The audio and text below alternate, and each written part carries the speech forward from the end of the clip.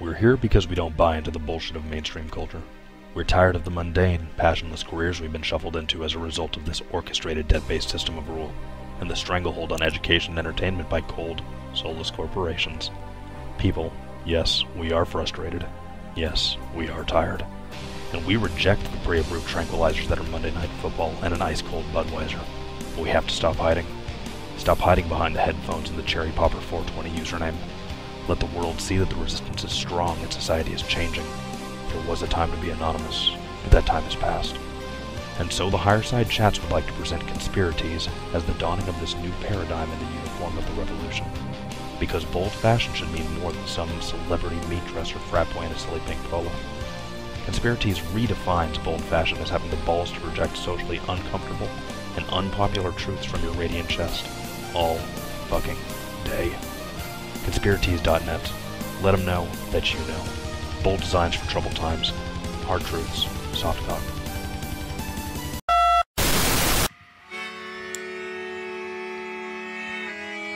In the 1930s, President Franklin Delano Roosevelt addressed the nation through a series of radio broadcasts known as the Fireside Chats.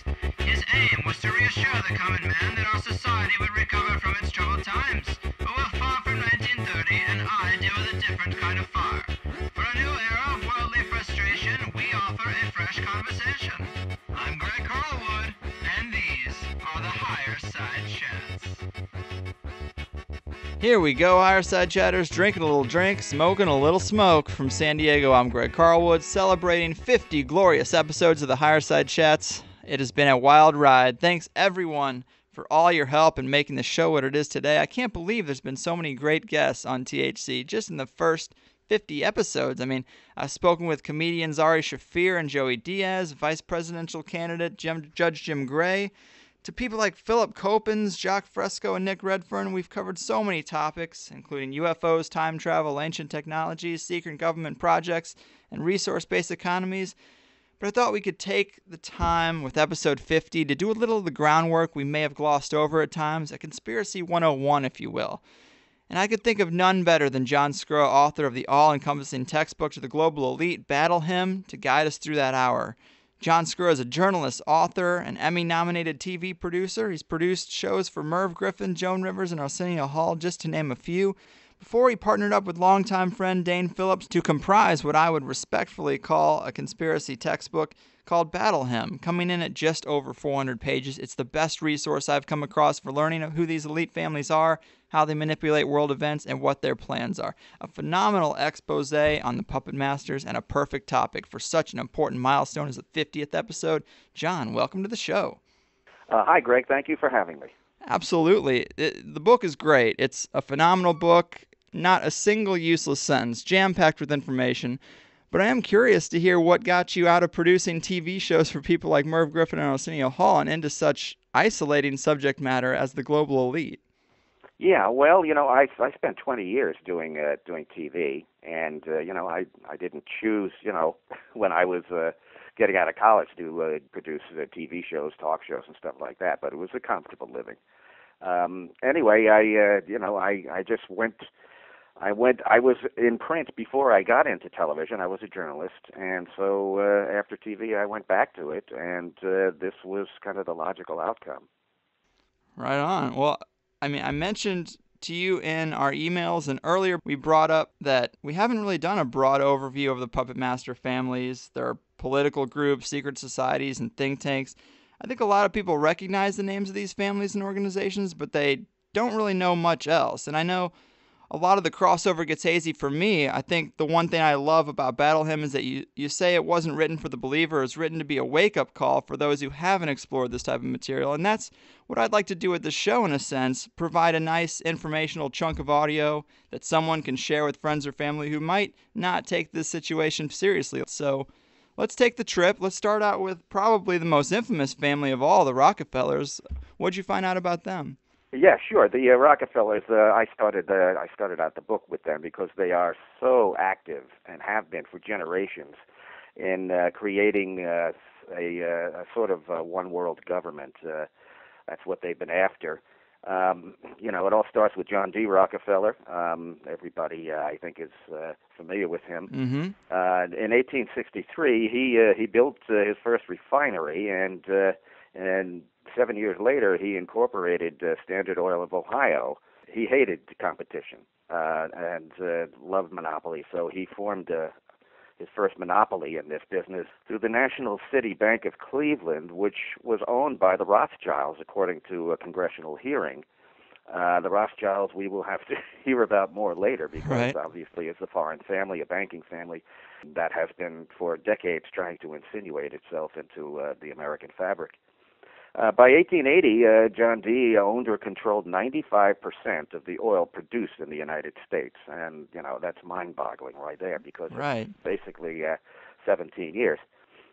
He maintained this monopoly despite attempts of Congress, the Ohio Supreme Court, and the U.S. Supreme Court to break up Standard Oil.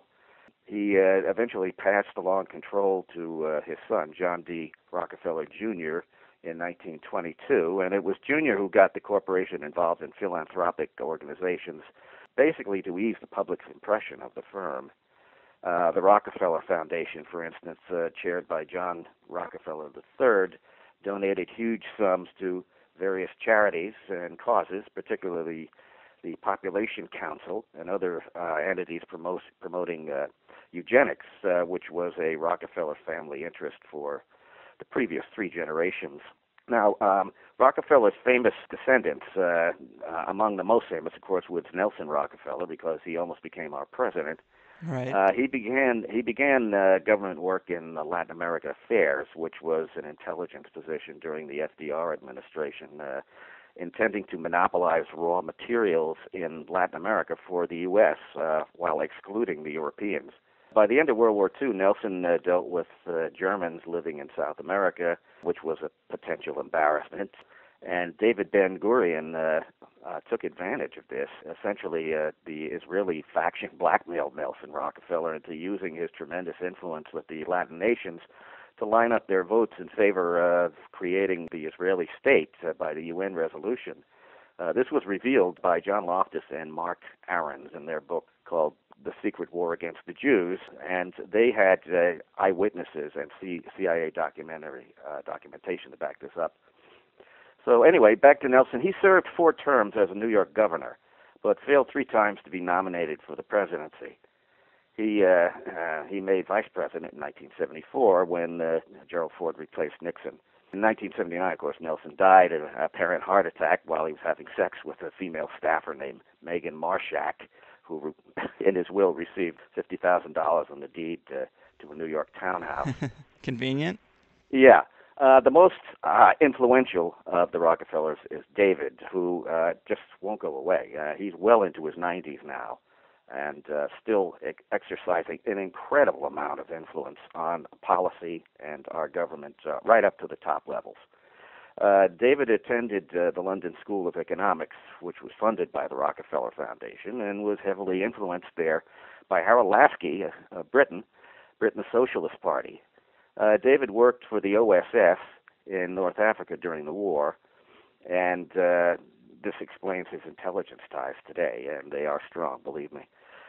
He became a board chairman and CEO of Chase Manhattan Corporation, and he joined the Council on Foreign Relations, which we call the CFR now, as early as 1941. And 30 years later, he formed the Trilateral Commission with generous donations from the Rockefeller Brothers Fund, which had a refocused one world strategy. That's something that they wrote in their own report. David wrote in his memoir, and I'm quoting this, quote, "Some even believe we are part of a secret cabal working against the best interest of the United States, characterizing my family and me as internationalists and of conspiring with others around the world to bring more integrated a global political and economic structure, one world, if you will." And then he closes by saying, "If that's the charge, I stand guilty and I am proud of it." Yeah, that is a very telling quote. It's one of the best out there, but your book is full of great quotes, which I think makes it awesome for someone who's a bit of a skeptic who might be reading through, and they can see these people themselves making the case that they're part of this conspiracy. I did want to revisit, if we could, Nelson Rockefeller's dealings with Nazis in South America, because it's a story of essentially how Israel became a country, which is a huge source of conflict and problems even today. Yeah. Well, there were a tremendous number of Nazis who escaped to South America, of course, and Nelson was, dealing with them. This is immediately, actually during the war as well as immediately afterward. So this is obviously an embarrassment.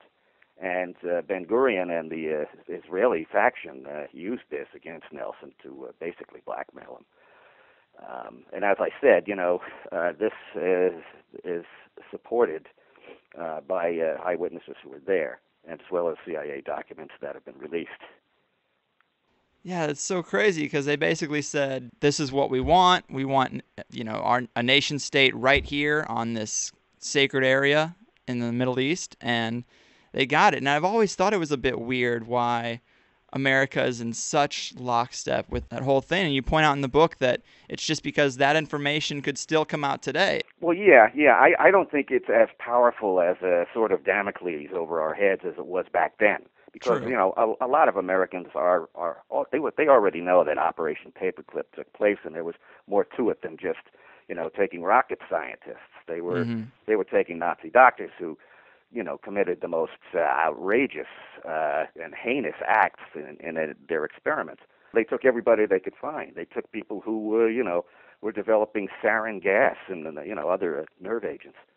Right. So anyway, that's kind of known now, but back then, it was explosive, and basically they just confronted Rockefeller with this stuff and said, hey, play ball with us. We want the South American nations voting for an Israeli state, or else we're going to release this. Yeah, it's so crazy that Nelson had the power to just be like, all right, get off my back with this stuff. And it's such a huge thing to be able to deliver votes for that. But let's get into, of course, the other historic family, the Rothschilds. How did they get so powerful? Well, yeah, it all starts with Meyer Amschel Bauer, who was born in Frankfurt way back in 1744. He apprenticed at a banking house and finally somehow became court financier to William IX of Hesse-Kassel. William IX was a Mason, and to ingratiate himself with his employer, Meyer became a Mason himself. And this set the family pattern of doing business with reigning houses of Europe. Now, the family fortune began when William of Hesse received a lot of money from England during the American Revolution to supply his Hessian troops.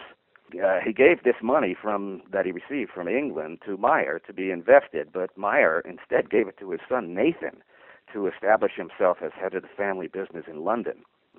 He eventually repaid William, but only after Nathan had been set up. Now, according to Nathan Rothschild, he increased the 20,000 pounds that his dad gave him to 50 million pounds in just a few years. Wow. And by 1815, Nathan was the principal financier of the British government and the Bank of England. Later, the Rothschilds took control of the Bank of England. You're probably familiar with the Waterloo story that you read in the book. Right. Would you want me to go into that? It's a bit involved. Well, yeah, what happened was Nathan had agents. First of all, he gave money to both Napoleon and to the British Army. And he had agents there on the front with both people. And so when Wellington defeated Napoleon at Waterloo, the final defeat, Nathan had the information a day before everybody else, and he play-acted like he was disappointed. And all the investors, with a sharp eye on Nathan, sold. Mm-hmm. And Nathan bought things at pennies on the dollar.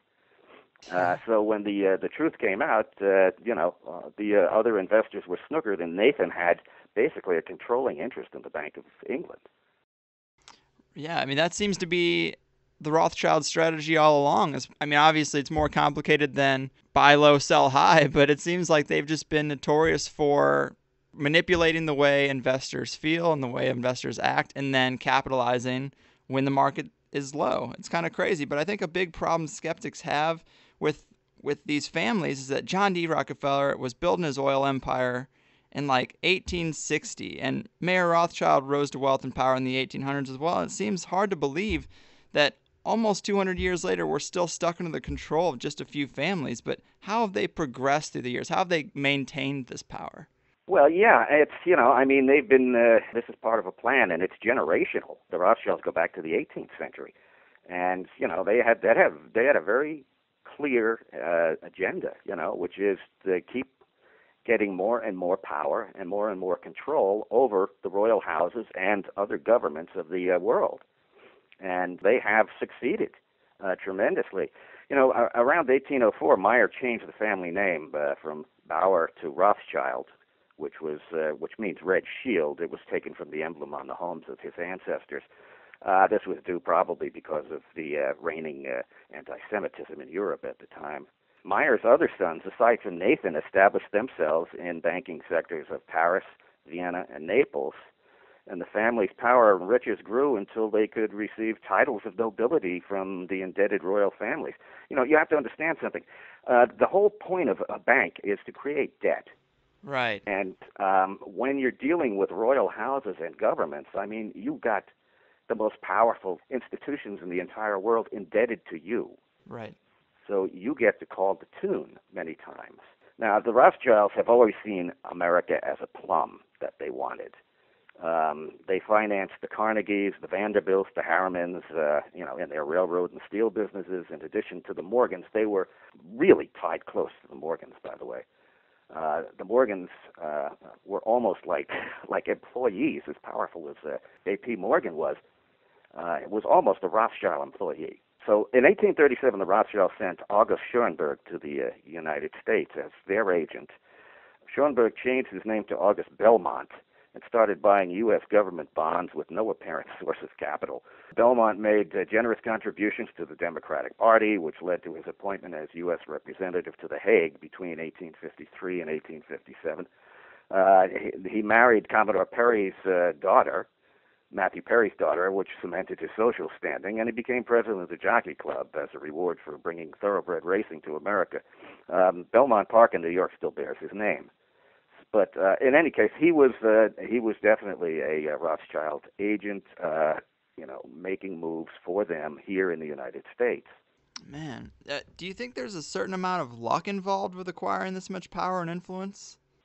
No, I think it was a plan set down in the very beginning. If you read the epilogue of the book, you'll see there are, I think, 25 instructions on how to gain and cement power over governments. Right. I mean, but they've kind of gotten lucky in that they've never really gotten exposed or completely taken out. I mean, considering the group is so small, if someone really found this information out early enough, you feel like a handful of bullets could put a stop to most of it. Well, one of the instructions in the 25 that I mentioned was to control the press, and right. They do. The press, as I mentioned in the book, is controlled in the Western world by just 6 corporations. Here in America, it's just 5. The 6th corporation is the German corporation that controls most of, in fact, nearly all of the major publishing houses here in the United States and overseas. But, all of the mainstream media is controlled by 5 corporations here in the United States. Right. I think people are definitely wise to that. At least they should be by now. That whole section of what we're talking about is completely off the table. The biggest problem we have, I mean, I've got friends who are economic majors and they don't study this. It's out of the schools as well. Let's talk a little bit about how they have manipulated education in this country. Oh, education? Well, yeah. I mean, first of all, you've got they're doing it through the federal government. You have to understand that these people have a tremendous amount of control over the policies of this government through organizations like the Council on Foreign Relations and the Trilateral Commission. Mm-hmm. Literally hundreds of these members are in the upper administration as appointees in every single administration going back to the 1920s. So anyway, the purpose of education today is not to educate, but to indoctrinate children into collectivism, doing away with national sovereignty. That's the goal. And, they're teaching dependence upon the state and not the family, and they seek to destroy belief in God. you can see this over and over again. Taking, basically just taking all reference to God and religion out of the curriculum here. The National Education Association, the NEA, creates most of America's educational programs today. This NEA was created by John D. Rockefeller, who once said, quote, "I don't want a nation of thinkers, I want a nation of workers." Mm-hmm. And the real purpose of the Goals 2000 Educate America Act, which was passed during the Clinton presidency in 1994, is simply to legalize federal jurisdiction over curriculum. So we have, the continuing pattern of centralization, and I think most people have noticed that right now. Administration after administration, including this one, keeps moving towards centralizing while stepping all over the Bill of Rights, the Constitution, and states' rights. Mm-hmm. Let's switch gears a little bit to talk about something. I mean, if you look into the most basic of conspiracy information, you're going to come across Bohemian Grove with the iconic image of the giant owl statue. But can you tell us a bit about the Bohemian Grove Club? It started in, 1872? Yeah. Well, first of all, I want to point out that I didn't find the Bohemian Grove that evil. It's more like, I don't know, it's like a silly collection of, old guys acting like frat guys. My former boss, Merv Griffin, was a member of the Bohemian Grove and stuff like that. So it's, they go through, they have, a ceremony that includes the owl and everything else. And basically, it's just, it's every year. It happens annually in July up in Northern California. And the one thing that is somewhat disturbing is that these hugely powerful men are all together and, are making policy without dealing with Congress or voters or anything like that. Well, you say that. I guess the last 15 presidents have all been members. Like, that's obviously a powerful group. Oh, definitely, yeah. No, believe me, it's it's the power brokers of the world. People like Kissinger are lifelong members almost. But when you stand back from it, I mean, what's really the difference between that and a bunch of really rich guys getting together on a golf course and working things out for themselves? That's true. I couldn't find it that evil. Yeah. It's a bit bizarre. There's a lot of homosexuality involved in the shenanigans that go on there. Well, then let's get a little bit weirder and talk about the Illuminati and Freemasons. I mean, in the section about the secret Masonic agenda, you mentioned that the Masons at the highest level are rumored to know chunks of hidden knowledge coming from ancient Egypt or Pythagoras. Can you elaborate on, do you have any idea what some of that knowledge might be? Well, no, tell you the truth, I didn't delve into the ancient secrets. I try to keep this very, sort of down journalistic. And, I avoided religious stuff of any kind. But anyway, with the Illuminati, the organization may go back to ancient times, but I just traced it to Adam Weishaupt, who started the Bavarian Illuminati on May 1st, in 1776. Note the date. May 1st is May Day. It's become a very important day in the communist and socialist realm. Mm-hmm. Anyway, Weishaupt formed this with help from good old William of Hesse, Rothschild's benefactor. And in 1773, records of a speech that Meyer Rothschild made to 12 wealthy Europeans in Frankfurt show his plan to gain control of most of the world's riches and resources, thereby controlling most of the world population. This is the 25 instructions I was talking about, which are in the back of the book. Mm-hmm. Rothschild basically urged using these to foment a revolution in France because of the potential riches he could gain from such a chaotic event, and that proved to be the case. So Weishaupt put the plan into motion in 1784 with his own document, which was sort of a copy of the 25 instructions. But oddly enough, Bavarian authorities got hold of it. He had given it to a messenger, and this, talk about fate, the messenger was struck by lightning and killed on horseback, and somebody found these documents and gave them to the Bavarian authorities, and so they cracked down on the Illuminati there in Bavaria and basically chased them all out if they didn't imprison them. Most of them infiltrated the Masonic lodges in France, And in a few years, they Illuminized the Freemasons there. They were actively creating food shortages, and that would lead to the masses to revolt in France.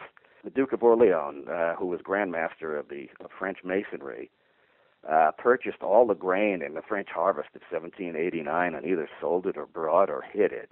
And this led to starvation, coupled with the near bankruptcy of France following its expenditures and aiding the American Revolution, led to the upheaval in Paris that we know as the French Revolution. Now, oddly enough, not surprisingly, the radical Jacobins were mainly Freemasons, and so was the majority of the Estates General after they deposed the king. Now, in the wars that would follow, for literally a quarter of a century, international bankers, and especially the Rothschilds, enriched themselves through interest-laden loans to the governments at war. And, by the time Napoleon fell, as I said, the Rothschilds had become masters of European finance and thereby, masters of Europe itself. I think it was Rothschild who said, "Give me control of a nation's currency and I care not who makes its laws." Exactly. It seems like such a simple plan. It's kind of ridiculous that everyone just stood by. The Rothschilds must look at us as the dumbest planet ever, like to just be able to seize control like that. Well, yeah. They in the 25 instructions, they actually use a word that translates to livestock, cattle. When referring to the general population. Yeah. So yeah, they hold us all in low regard, believe me. So it seems like because of the infiltration of the Masons by the Illuminati, because I think there's a lot of confusion about these two groups. Would you say in modern times they're somewhat the same group when you get to the top levels? Well, yeah, as I said, the Freemasons in France at the top levels became Illuminized. These Illuminati moved in there. But yeah, and a lot of people still think today that Freemasonry is simply a collection of guys dedicated to strengthening the brotherhood of mankind. Right. This is blatantly disproved by history, including recent history. The Masonic Lodge of Italy, called P2, that's the Italian word Propaganda Masonica Due, became a state within a state under the leadership of Licio Gelli, according to an Italian court indictment. The organization boasted members among Italy's cabinet ministers, parliamentarians, army generals, admirals, industrial bankers, journalists, diplomats, and police chiefs. This was all revealed in the 1981 probe. Now, the basic plan was to create an atmosphere of terror in which the Italian people would favor more authoritarian government. You'll recall after the war, there was a danger of Italy going communist. The Marxist Party was very powerful there, and a lot of its members were in the Italian resistance against the Nazi occupation. So terrorist acts were committed and blamed upon these leftist organizations. These are false flag attacks. The plan was a spin-off of an earlier American operation created by the CIA's James Jesus Angleton shortly after World War II. It was called Operation Gladio. This called for an alliance between the Mafia and the Vatican in stanching the communist threat in Italy.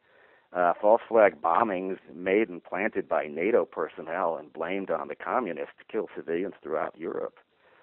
These astonishing charges were proved in Italian courts by documents and later corroborated by former Italian President Francesco Cossiga, who admitted to founding the Italian Gladio operation. Now, over the centuries, charges of Satanism have been leveled at higher degrees of Freemasonry. Right. Modern authors like Ralph Epperson believe that Lucifer is the secret god of the Masons, and his basic plan is the utter destruction of Christianity.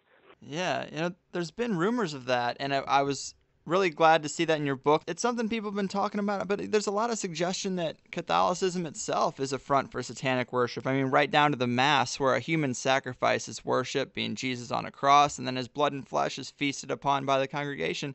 Is that not a similar type front in a way? Well, yeah, I mean, there are elements at the very top in the Vatican who are, not very saintly, let's put it that way. And of course, charges have been leveled at the Jesuits for centuries. I mean, they were actually excommunicated at one point by the church itself. And of course, our new Pope is a former Jesuit. Right. I was going to say, I mean, of course it's not in the book because it's so recent, but considering there's always an alternative story, there seems to be, you've done a lot of research into that kind of thing. Do you have any thoughts about the Pope's resignation and the election of this new Pope? It seems to be a pretty different situation for the Catholics to be in. Well, yeah, I can't buy the story that Benedict resigned due to health, because many popes had bad health and just stayed until the end. So there may have been something. There have been whispers like, maybe it was due to his lack of action in, these scandals with molesting children and stuff like that. Right. There's also been whispers about, again, the Masons getting involved. You'll remember there was a huge scandal in which the Masons were, involved in the Vatican Bank. Mm-hmm. And but these are just rumors right now, and I haven't seen anything that Nothing says, conclusive. Definitively that this is why he resigned. Yeah, it makes you think, though, considering all the alternative stories and all the hidden power battles. There's got to be something else there. But bring us up to date and talk about some things that are affecting people in the present. What are some of the ways these puppet masters are affecting individuals today? Well, first of all, they populate every administration. Right. So they're making policy, even though these are almost all of them are unelected. It's gotten away from a government of the people, by the people, and for the people. It's now a government, basically ruling by almost by decree. I'll give you an example. The CFR, you look through history. They started in the early 20s, and they've produced a stunning list of presidents and presidential candidates. And usually these CFR members are running against each other. For instance, Eisenhower and Adlai Stevenson were both CFR members, as were JFK and Nixon, Hubert Humphrey and Nixon, George McGovern and Nixon, Ford and Carter, Bush Sr. and Michael Dukakis, Clinton and Bush in 92, and Clinton and Dole in 96.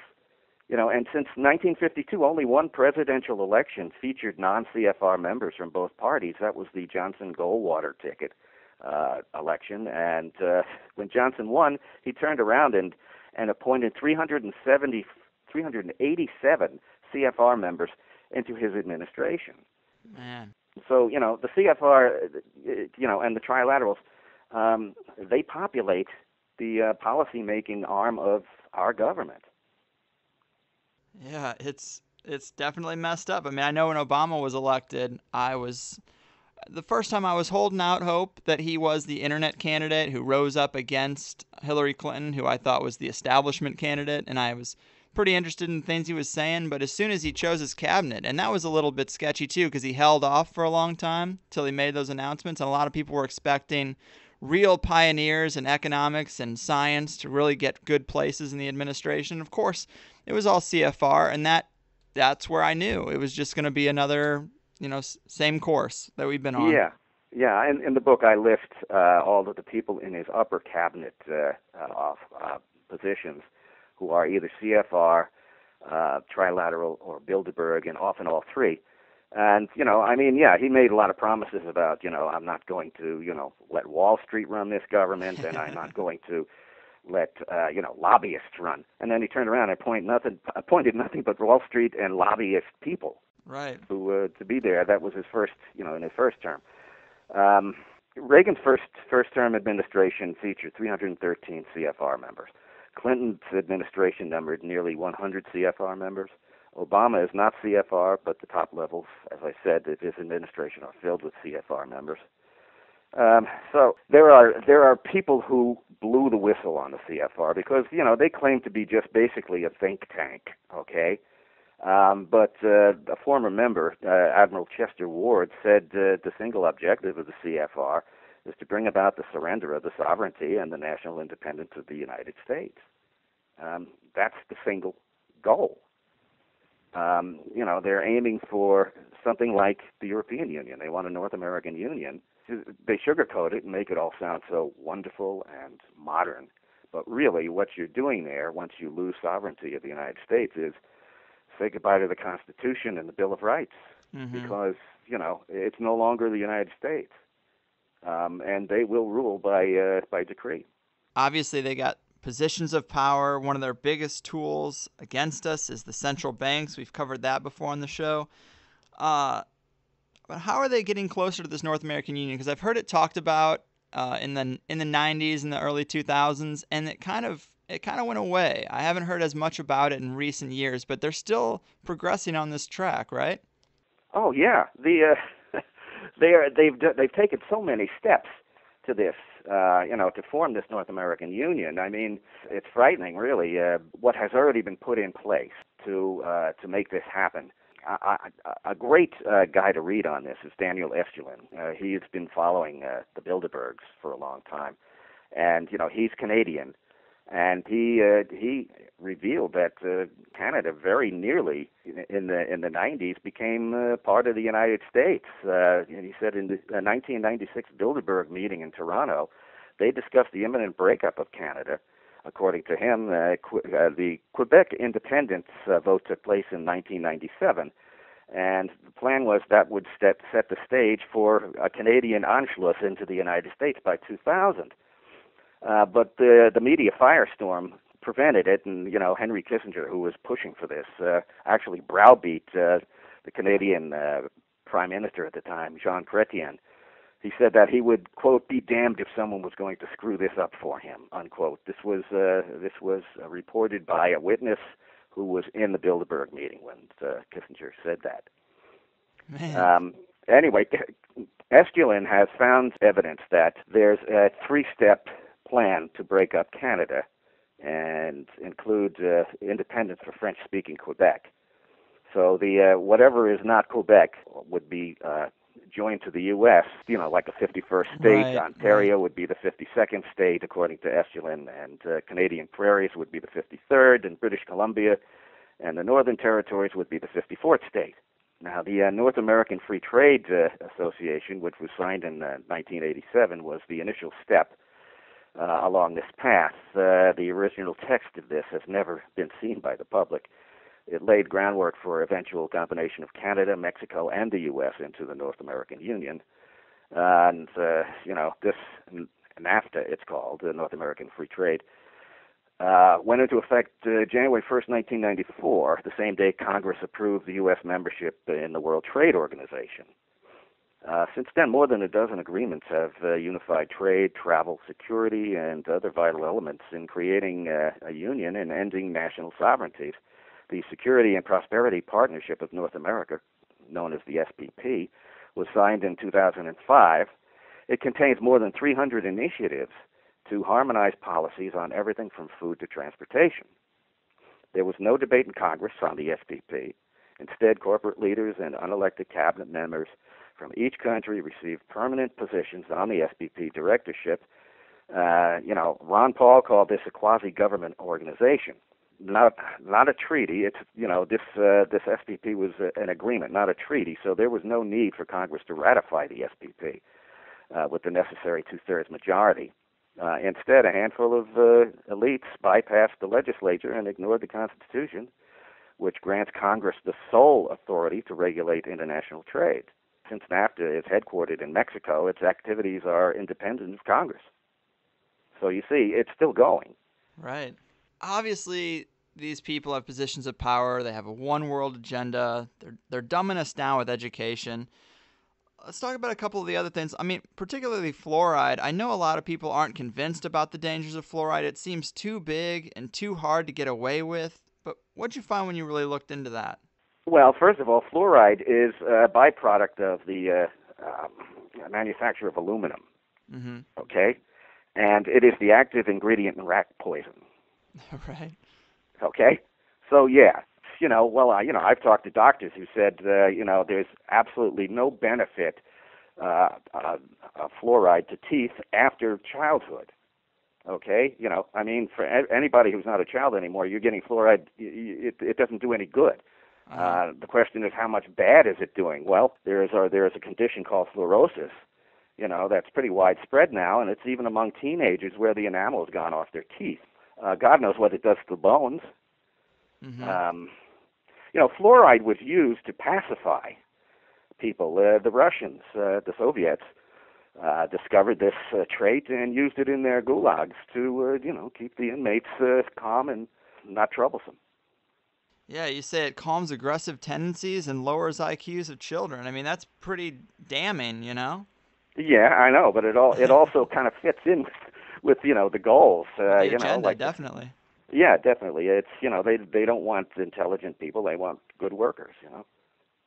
Another modern conspiracy, a popular motif in pop culture, is the paranoid conspiracy theorist who's freaking out about RFID chips. But it seems like this should be a real concern of people's today, no? Well, yeah, because the RFID chip, when tested on mice, caused tumors, and it's like. You know, I questioned a guy, and he said, well, you know, well, there's a difference between mice and humans. And I go, yeah, okay, would you let your kids be chipped? And he thought for a second, and he said, no. So, you know, come on. Right. Um, it's shown to cause tumors, okay? Nobody wants tumors. You know, nobody wants something in them that causes tumors. That's just one reason. The other thing is, you know, how it can be used. The Rockefellers have this idea that if everybody gets chipped, then, you know, they can have access to all of their financial and health, you know, information, Right. stuff like that. And if somebody becomes obnoxious, they just turn off the chip, and all of a sudden the guy can't get a job, he can't get Social Security, he can't get anything. He can't get a license, a driver's license. He's been made a non-person. Yeah.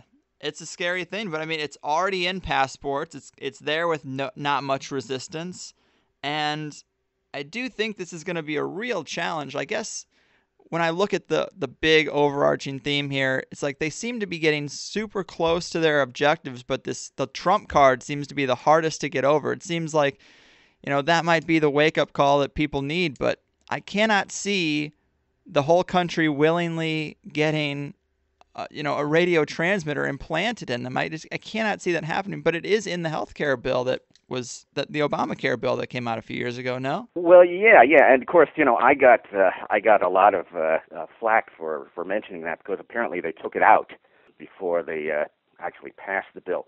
You know, I wrote this in 2010, and it was still in there then. So, you know, I just didn't change it. But yeah, the way it was written originally was that, you know, it's not mandatory, but if you want Obamacare, you have to have it. You know, so in fact, it is mandatory, basically. And, you know, they may have taken it out of the bill because of the heat on it, but it's the motivation that's important. You know, why put it in there at all? Clearly, they want this in there, and, you know, maybe it got caught this time in this 100-page bill they put out, but they'll put it in again. And yeah, well, go ahead. They'll find a way to sneak it in. That's what they do with all these bills. You know, they're all 2,000 pages long, and the Congress has, you know, basically 10 minutes to read them.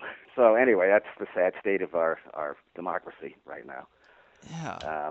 But yeah, that's frightening. You know, I have this funny thing where they have this truck, you know, that goes around chipping people. It's like, you know, like a cool thing to do. You know, get chipped. You know, and right. I wish people would, you know, just stop and think for a moment. What are the connotations of this?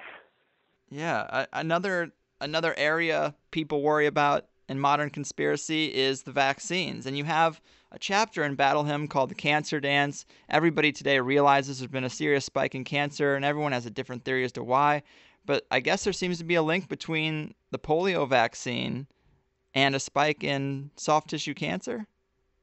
Yeah, and I got a lot of this information from Edward Haslam, the author.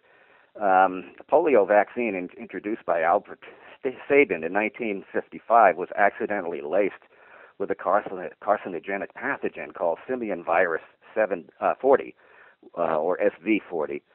A massive vaccination program spread SV40 to an entire generation, and when this was discovered, cancer research was redoubled in expectation of a spike in soft tissue cancer that has since occurred. In the meantime, the new polio vaccine was quietly removed, but the news spurred military and intelligence communities to begin research into weaponizing cancer prime target, of course, was Fidel Castro at the time. A large lab was set up in New Orleans at the U.S. Health Service Hospital. It was supervised by Dr. Alton Ochsner, who was a right-wing anti-Castro activist who actually became head of the American Cancer Society. One of his workers, Dr. Mary Sherman, held a high position in the clinic, which was closed and dismantled when she died a suspicious death in 1964. In 1963, Ochsner founded the International Council of Americas, or INCA, I-N-C-A. It was an anti-communist propaganda outlet protecting the interests of American fruit and shipping companies dependent on Latin American stability. Naturally, in August 1963, INCA began demonizing Lee Oswald as a pro-Castro traitor. Dr. Ochsner himself produced a record album of the radio discussion between Oswald and an anti-Cuban spokesman. Ochsner's picture is right on the back of the cover there. But it's clear that Oswald was doing business with Ochsner. Years after the JFK murder, the Garrison probe uncovered a second secret lab attempting to weaponize cancer in New Orleans. This was run by right-wing extremists and located in the apartment rented by David Ferry, who had known Oswald since Lee was a teenager in the New Orleans Civil Air Patrol. The Ferry Lab employed a gifted young researcher named Judith Baker, who was recruited right out of high school by Ochsner to work on weaponizing cancer. Now, Baker and Oswald had an affair in 1963, partially corroborated by their pay slips from the Riley Coffee Company, which was their cover job. Baker claims Oswald introduced her to Ferry, who admitted knowing Ochsner and Mary Sherman. Oswald also introduced Judy Baker to Guy Bannister, who coordinated the training of the anti-Castro Cubans in the nearby Lake Pontchartrain. Baker claims that Bannister admitted Oswald was working for him. She also claims that Oswald went into Ochsner's office before she was allowed to meet the doctor, indicating that Oswald knew Ochsner well. Mm-hmm. Baker admits that she bred a, quote, vicious galloping cancer, end quote, the reports and samples of which she and Oswald took to Mary Sherman to be further perfected through radiation at the U.S. Public Health Service Hospital. Baker claims Oswald and Ferry then introduced her to Sparky Rubenstein, who she says told her he'd known Oswald since he was a little boy. It was only after Oswald's murder did Baker recognize Sparky as Jack Ruby. I know. It's just an amazing story. The Baker interview was on an hour-long program on the History Channel. I recommend it highly. According to her, Clay Shaw arranged the hotel rooms where she and Oswald had their love trysts. The connections between Oswald, Shaw, Ochsner, Ferry, Ruby, Sherman, and Bannister, they've never been broached in official investigations of the JFK murder. Wow. Baker was upset to learn that her developed cancer virus would be tested on human guinea pigs from the Angola penitentiary. They were transported, the inmates were transported to a mental hospital in Jackson and infected there. And when Baker complained about this to Ochsner in a note, he furiously told her that she and Oswald were expendable. He didn't want any of this in writing. On August 31st, 1863, Baker says Oswald drove her to see the results of her virus on the prisoners. One man was so ill, she said, that just 72 hours after the injection, he didn't know where he was, and he would die 25 days later. With this, Ochsner convinced Baker to return to her Florida home. Now, the plan was for Oswald to take the virus to Mexico City, where he would hand it to a medical technician, and from Mexico it would go to Havana and pass to a member of Castro's medical team who had been turned. When Castro went to Mexico, when Oswald went to Mexico, he never found his contact, though, and his attempts to bring the material to Cuba himself failed because he couldn't secure a visa. So he returned, and he was sent to Dallas, his new cover job at the school book depository. And his handlers told him that the Castro mission had been aborted due to damage in Cuba by a recent hurricane.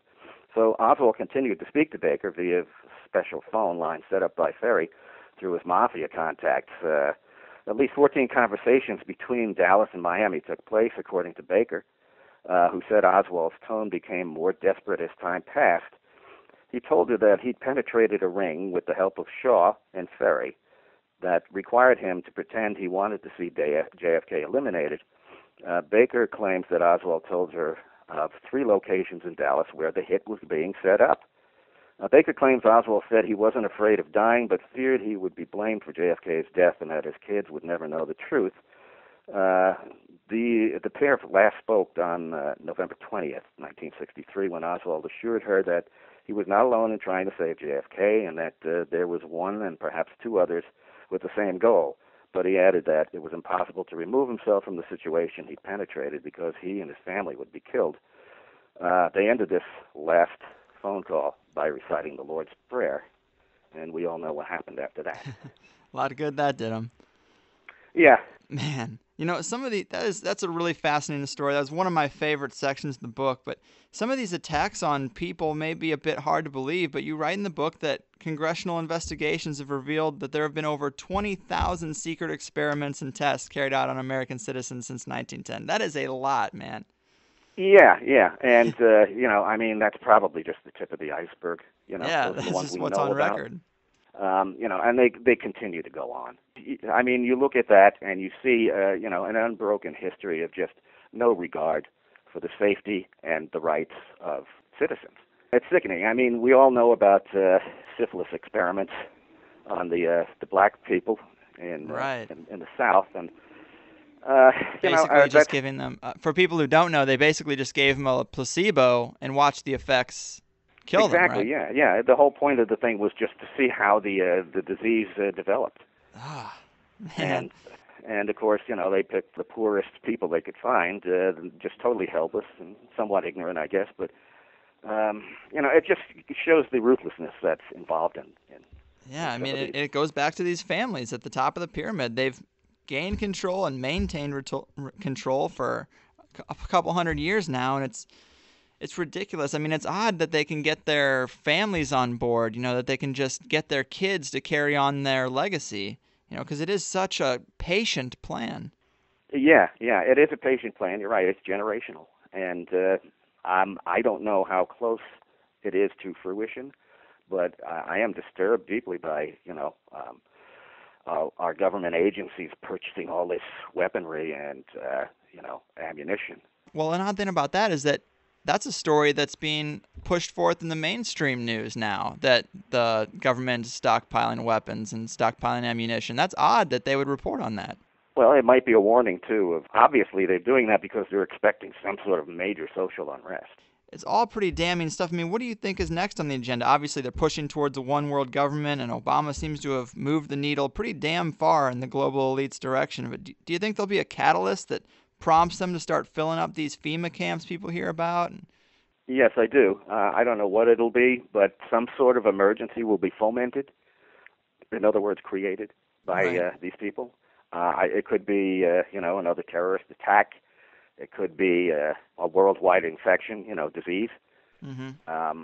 It could be a number of things, the purpose being to give them an excuse to enact these emergency measures that are already in place, which basically end the democratic system. Man, I think skeptics look at this and they hear people talking about it, and it seems like every major event for the past couple hundred years is completely orchestrated by these families, and that's a tough pill to swallow for a lot of people, that somebody has that much power. But it seems like there's nothing just happens in this world. Yeah. Well, I still think sometimes things just happen, but these people know how to take advantage of it very quickly. War is good news to the bankers.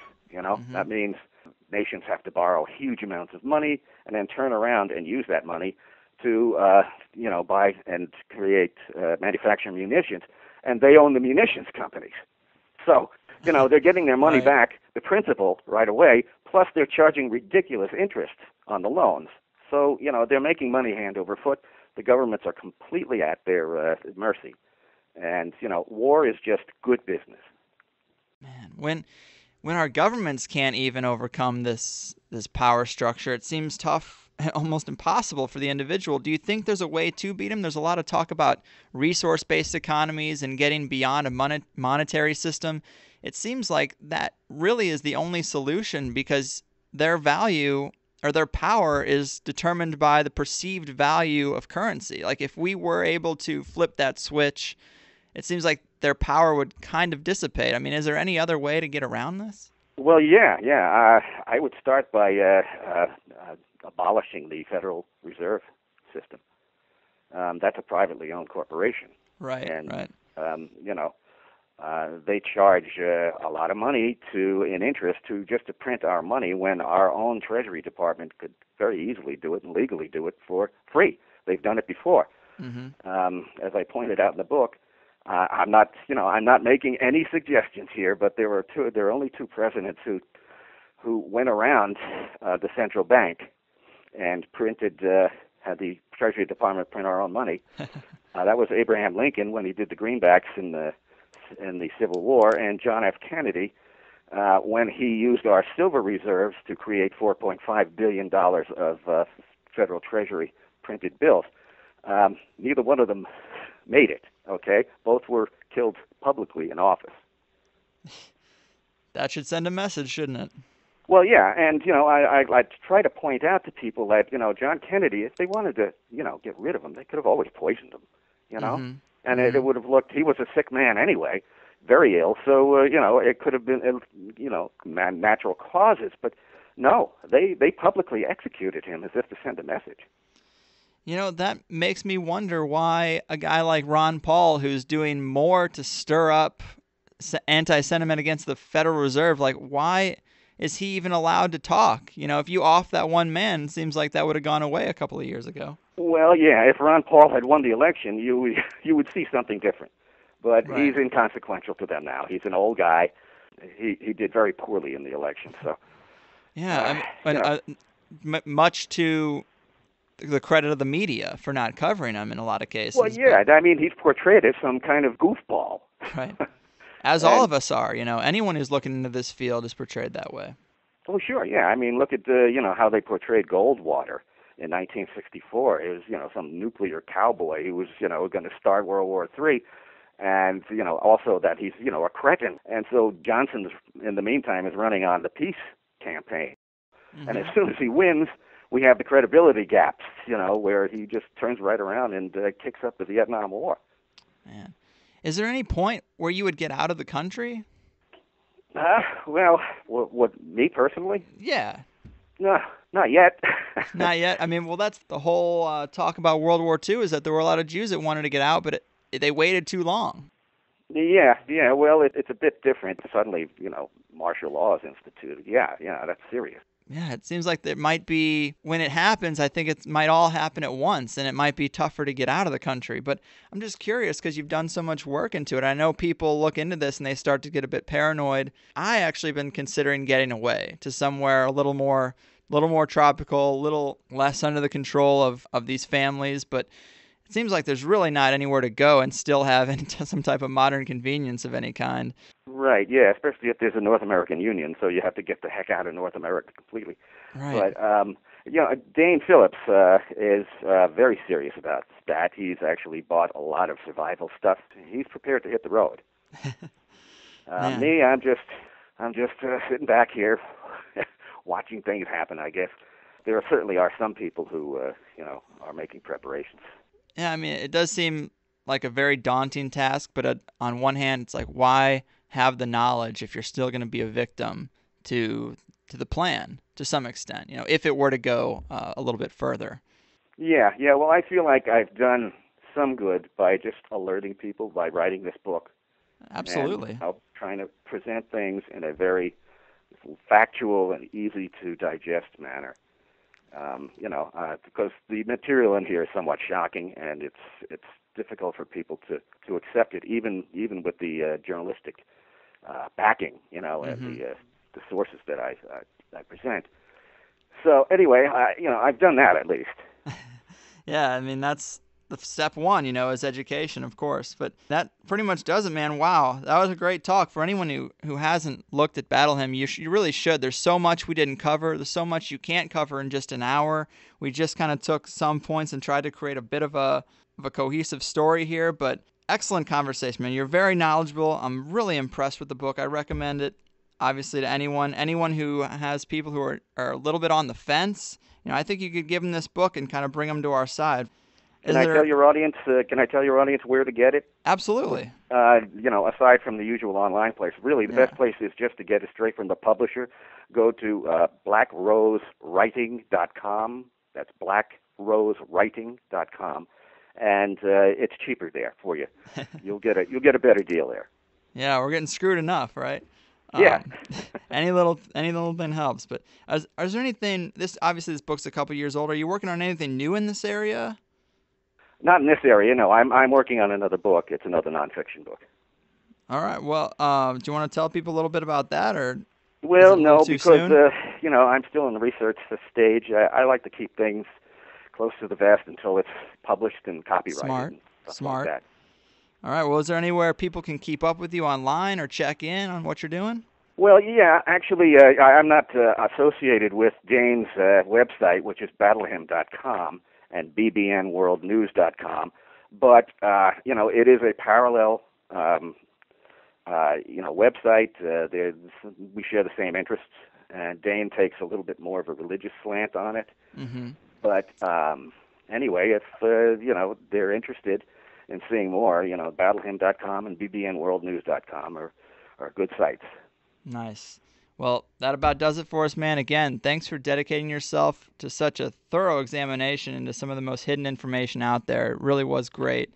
Any final comments? No, just thank you for having me, Greg, and, maybe we'll chat again soon. Absolutely. Thank you, John. Take care. Bye-bye, Greg. Bye. Whoop, there it is, guys. Hopefully now you've gotten a good chunk of alternative history, or actual history, I should say. John's very knowledgeable with a great ability to remember names and dates in a way that makes me feel completely inferior. That's why he's such a great guest. The name of the book is Battle Hymn, and it really is a textbook for understanding these families and their actions over the last 200 years. It was a real honor to have him on the show today. I also consider the 50th episode to be pretty special in its own right. Thanks for providing enough encouragement over the last year and a half to keep pushing through. There have been some weeks where a guest would cancel or I'd get called into work and miss an important interview. And I just think, what the hell am I doing? I don't have time for this. It's affecting my friendships. I'm always researching for the next episode or editing the last one. On top of the 50 hours at my cog-in-the-wheel job, it's been pretty tough at times. But the messages, the emails, the tweets, the iTunes reviews, they've all been huge motivators. And I think maybe I'm approaching these subjects in a different way than some other people. And of course, that's the goal. So thanks everyone who's helped me to continue on. I gotta thank my special lady, Teresa. She bought me my first mic stand, and when this was all just talk, she's put up with all the stress and frustration that goes along with a project like this. I've also got to thank my good friend Kyle Prindeville, who's been there since the beginning, my other two co-hosts and bloggers that have helped keep the site updated, Adam Gorightly and Jake Bender. Thank you. There's also a few other names that really helped in the first year. Gordon Downs, great comedian, Hermo, Wes, Fernando, Bob Hansen, and Paul Herman, just to name a few. It's funny when you start side projects like this because you'll have some friends that encourage you and help push the project out there. Then you'll have friends who couldn't give a fuck. They'll tweet about how the St. Louis Cardinals did or how bad the snow is, but they just don't care to help a friend out. It hurts at times, to see friends post clips from some of the most popular podcasts on the net who don't need the promotions. And you want to say, hey, man, we've been friends for 20 years. Can you listen to one of my fucking shows? Say one nice thing about what I'm doing? And, I believe there's also egos involved that get upset that they're not doing something on their own. And if you have friends that are working hard on their art, keep in mind a simple word of encouragement or a fucking Facebook like, as stupid as it is, could be the difference between crushed spirits that give up and really pushing through one more day that might be the crucial day they need to really get noticed. And for anyone struggling to make their passion a feasible full-time job and source of income, remember that you just gotta keep pushing through. Despite the haters and the thousands of other people pushing their bullshit, you gotta make it work. If you ever want to get out from under the control of these families or your corporate job, it's really the only path to happiness as far as I'm concerned. And It's the only thing worth working for. What's worth working for if not that, right? You give 40 hours a week to a passionless job, you could do the same for yourself. That's enough preaching. Thanks for attending the Church of Carlwood. Check out thehighersidechats.com and, of course, my conspiracy t-shirt company, conspiratees.net. Please, if you have the extra flow, a small donation would be great, but really, buy yourself a t-shirt. You might as well get something for your money. If you can't do that, I've said it before, the currency of the internet is likes, shares, retweets, and motherfucking iTunes reviews. If you can provide me with one of those, that does more and goes farther and lasts longer than $5, and it means a hell of a fucking lot. So there it is, episode 50. We've traveled down this rabbit hole quite a bit. Thanks for traveling with me. I will see you next fucking week. I love you.